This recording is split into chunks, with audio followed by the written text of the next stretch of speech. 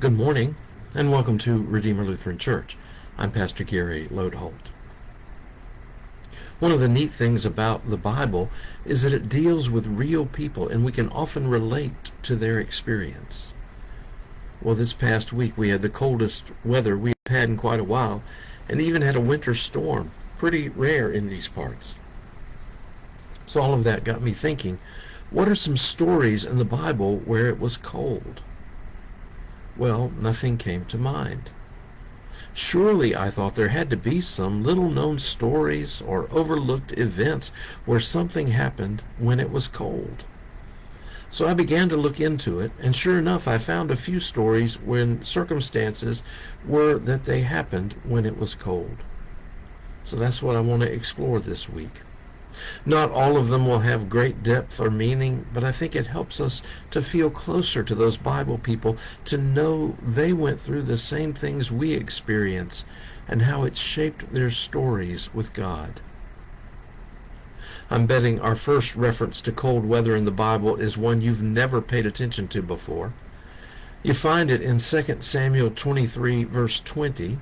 It says, Benaiah, son of Jehoiada, was a valiant warrior from Kabzeel, a doer of great deeds, who struck down 2 sons of Ariel of Moab.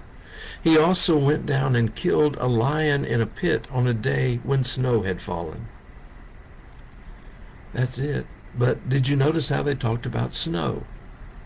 Snow is a pretty rare experience in Israel, and so is killing a lion. But let me give you some of the background here. The story of Benaiah is reported near the end of King David's life, and the story of King David is significant. Under his leadership and exploits, the nation of God's people was established into something that would last. And David was quite the hero. It started when he was a boy and he conquered Goliath.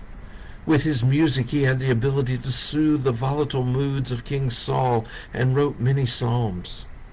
He was a devoted friend to Jonathan, King Saul's son, and led the armies of Israel in many victorious battles. The story of David alone takes up most of 1 and 2 Samuel in our Bibles. But here, near the end of 2 Samuel, we suddenly find out that in that time of heroes, David wasn't the only one.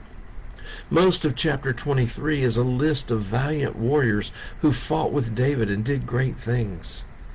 In fact, they are categorized in a unique way. There's a group of 3 that are called simply the 3.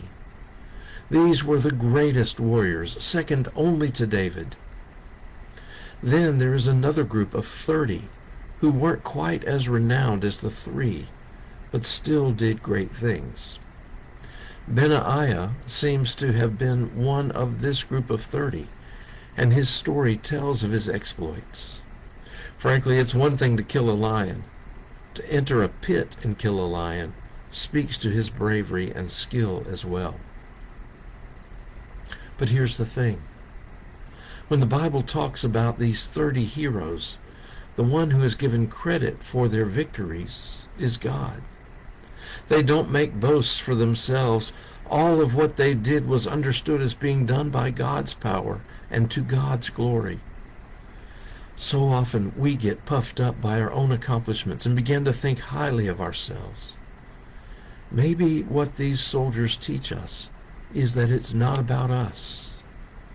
It is about God. One other thing, the fact that the Bible mentions these heroes is significant. It means that there was room for heroes other than David. In other words, it means that even those who did smaller things for God were important, and their deeds were significant. And I think that should tell us that the small things we do for and with God are important too. It's powerfully awesome feeling to sit back and think about how God worked through you to do something. You see, through us, God builds God's kingdom. Thanks for watching, and remember to let this day belong to God.